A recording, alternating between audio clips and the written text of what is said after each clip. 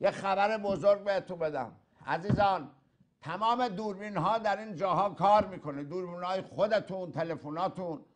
اون کسانی که بتونن به هر نحوی از ریشه در آوردن سران جمهوری اسلامی رو، یکیشون رو، دوتاشون رو، هفتاشون رو، هر گوشه‌ای به هر نحوی به هر حالت ممکن اینا رو از حیز انتفاع بندازنشون، بدونین به شرف سربازیم من که برگردم به اون ایران عزیزمون انقدر به شما پول و جایزه داده خواهد شد که واسه خودت و پدرت و نوه ها و برادرات کافی باشه.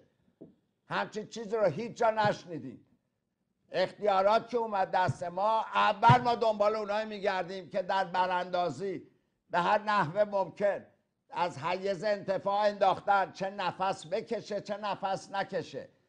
این کار رو یادتون نره، انقدر به شما داده خواهد شد که شما ندونی این پول و مال رو چجوری مصرفش بکنی.